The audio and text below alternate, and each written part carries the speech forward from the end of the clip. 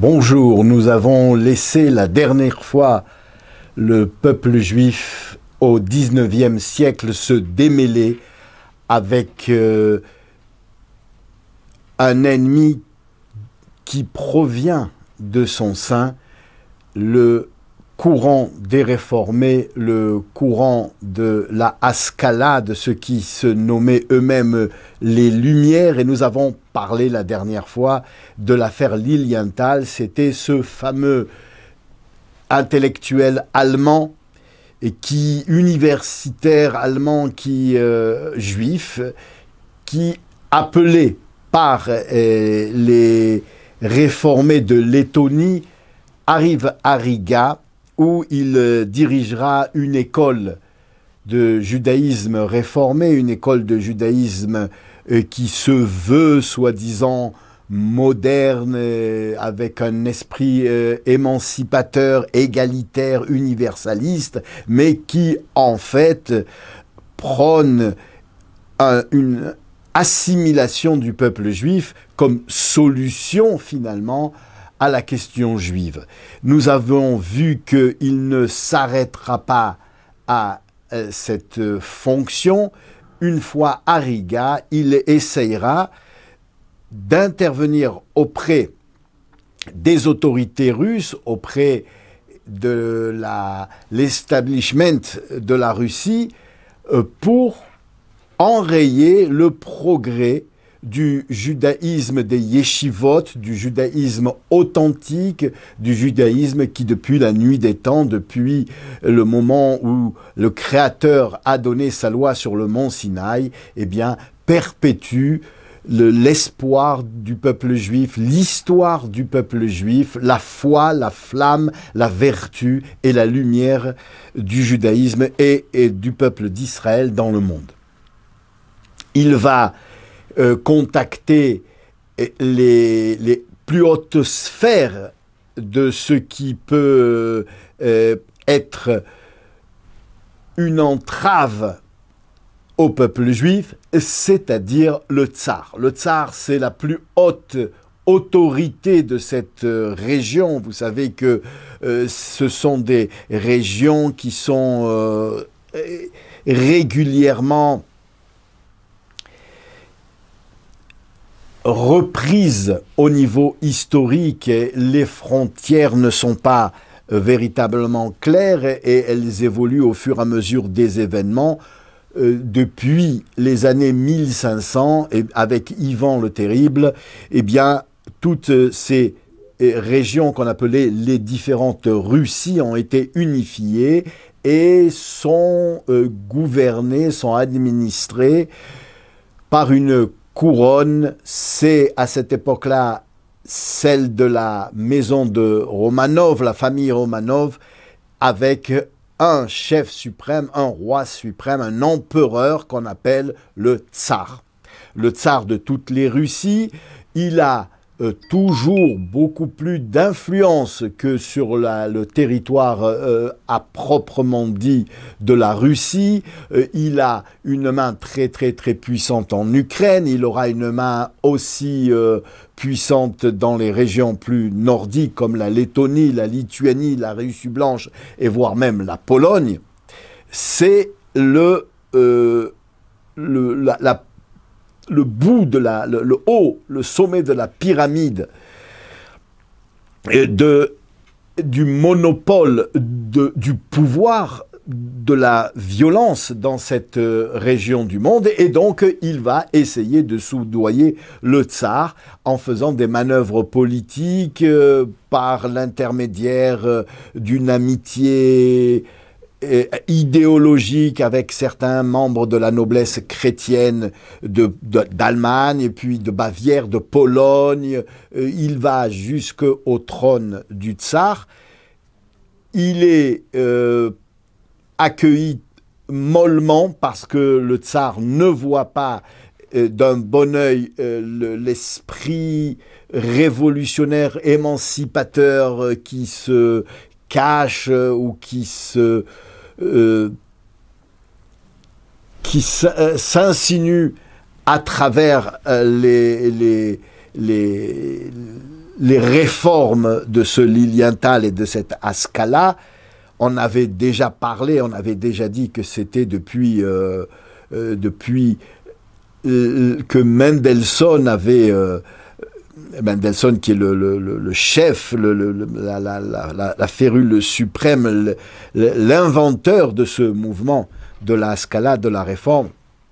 Et puis depuis de cette époque-là, les monarques qui sont en poste au pouvoir dans les différents pays, les différentes terres d'Europe, ne voient pas d'un bon œil cette réforme, parce que c'est l'esprit des philosophes révolutionnaires qui est derrière, qui souffle dans les voiles de cette réforme, parfois, et que ça pose problème. Mais l'antisémitisme viscéral de ces monarques, et particulièrement de la famille Romanov, de la famille des tsars, eh bien,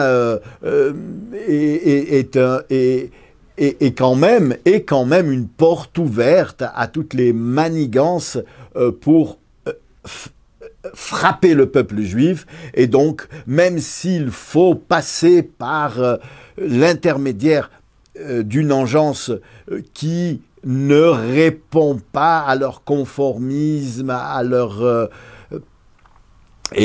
ancienne Europe qu'ils vénèrent et qui leur a donné le pouvoir, ne correspond pas à leur politique conservative, eh bien,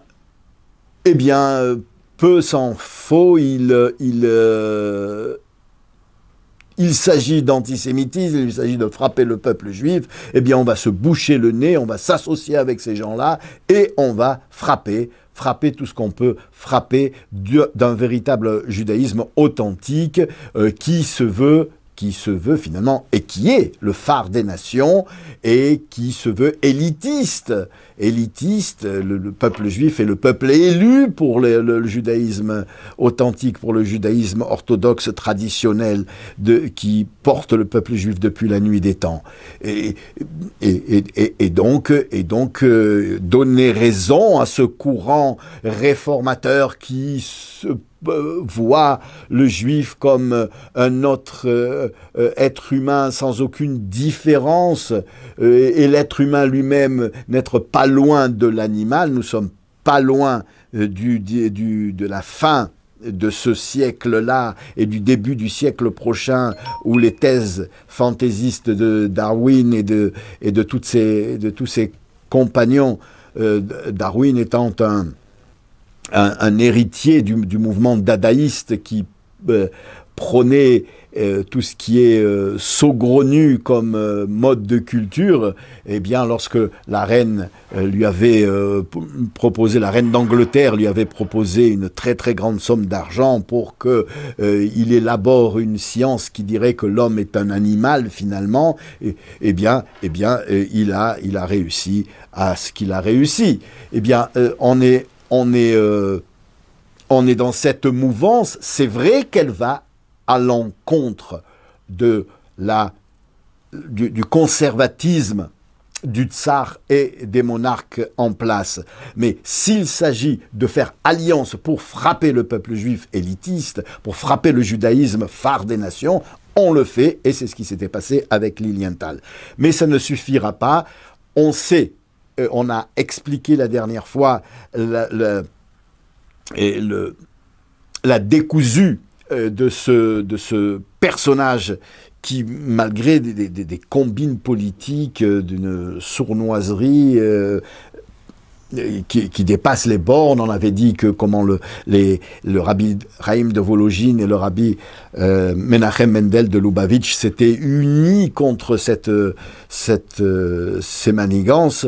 Et le rabbi a été arrêté, le rabbi de Lubavitch a été arrêté, il est resté sous garde armée pendant une longue période, quelques mois, jusqu'à ce que finalement le judaïsme triomphe, mais triomphe par le mérite du jusqu'au boutisme, de la détermination farouche du rabbi de Lubavitch et des cercles du judaïsme orthodoxe et lituanien ou chassidique qui le suivaient, et Lilienthal quittera le pays après avoir réussi à faire subsister quelques écoles réformées, payées par le gouvernement, mais le peuple juif résistera, ne pliera pas,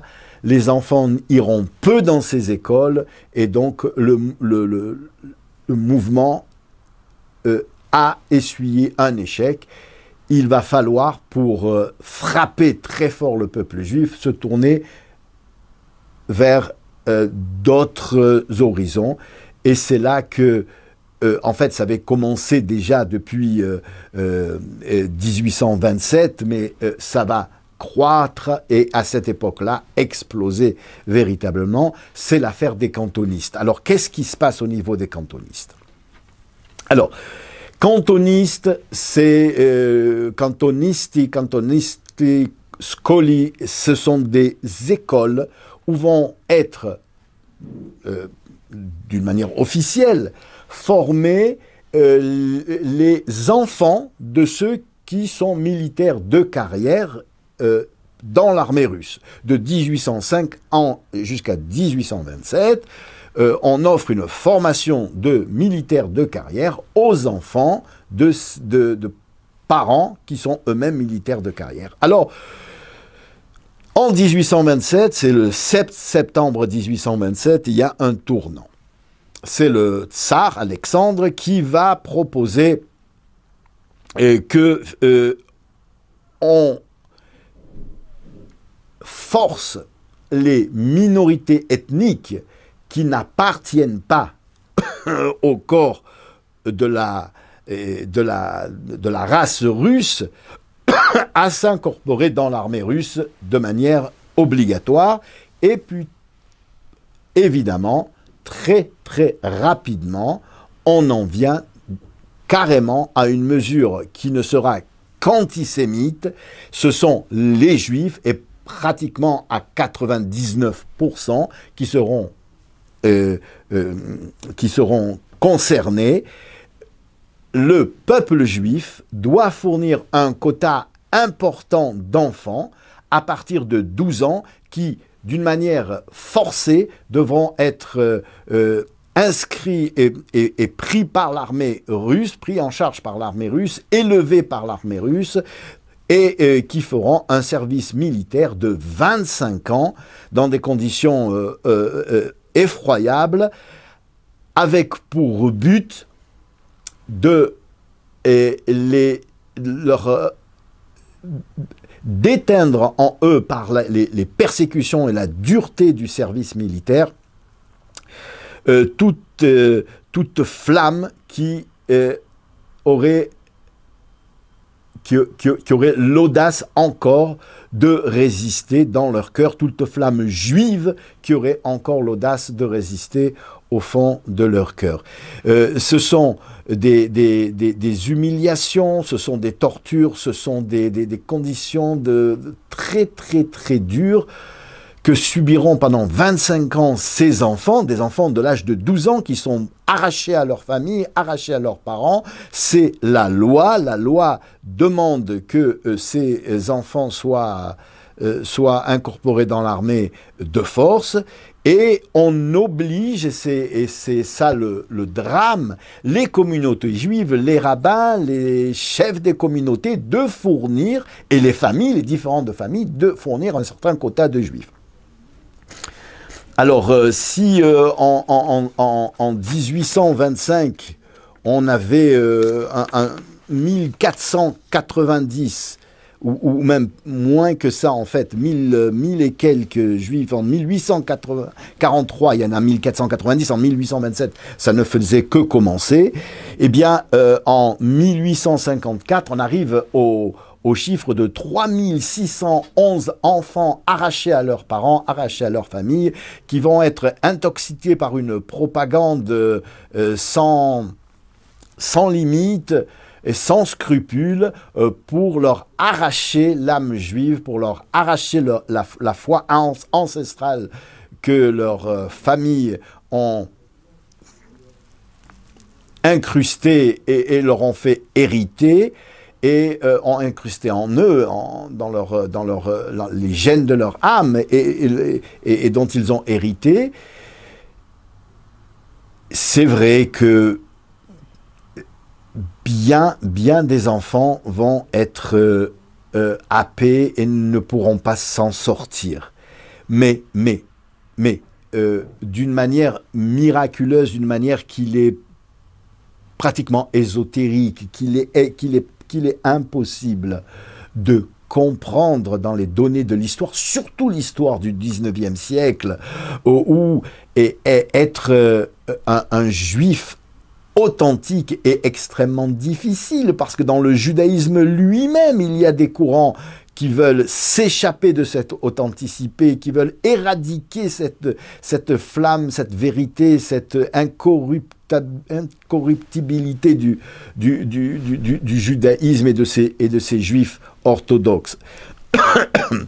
Eh bien, de très nombreux enfants vont donner leur âme pour ne pas être obligés de manger non cachère, vont se sacrifier, vont mourir certains. Et il y a de très nombreuses histoires héroïques de ces jeunes enfants. Ça dépasse l'entendement humain. On a vu des enfants qu'on a voulu baptiser de force. Il fallait qu'ils se trempent dans un fleuve, un genre de bain rituel pour se christianiser, pour se baptiser. Eh bien, ces enfants sont rentrés sous l'eau et ne sont pas sortis jusqu'à ce que le commandant de la base, le commandant de l'unité des cantonistes qui forçaient les Juifs à se convertir, soit obligé de renoncer parce qu'ils mouraient étouffés, noyés volontairement dans l'eau pour ne pas subir la conversion au christianisme. Ce n'est qu'un exemple de très nombreux exemples. Et puis, il y a ceux qui, après 25 ans, vont retourner chez eux, vont tout réapprendre. Il faut imaginer ce que ça veut dire quand on prend un enfant. Le drame que c'était dans les familles. On a tout fait pour enrayer cette chose-là, et quitte à parfois même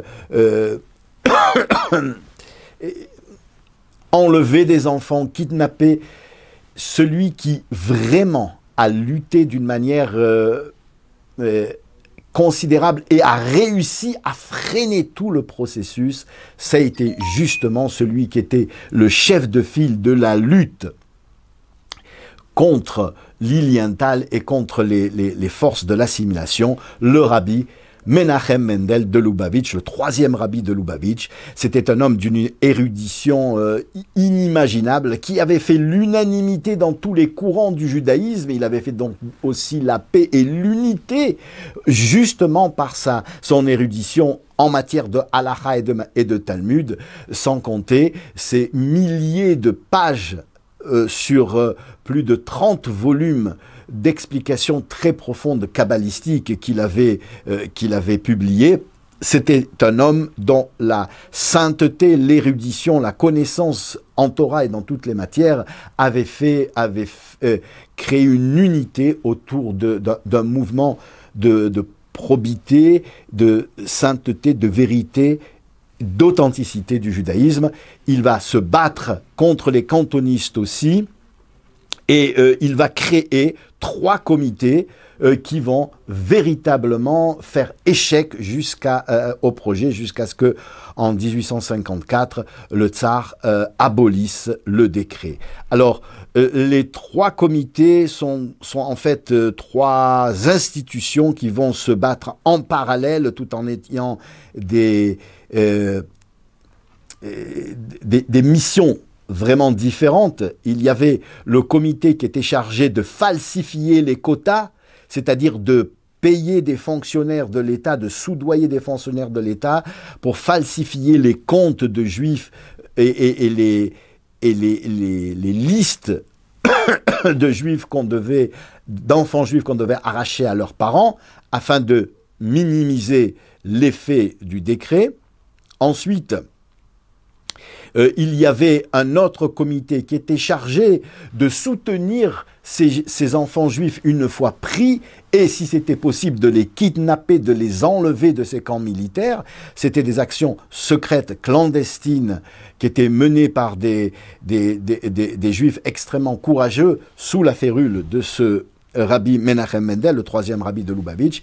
Et puis, il y avait aussi un troisième volet à la lutte, qui était un autre comité, une autre institution qui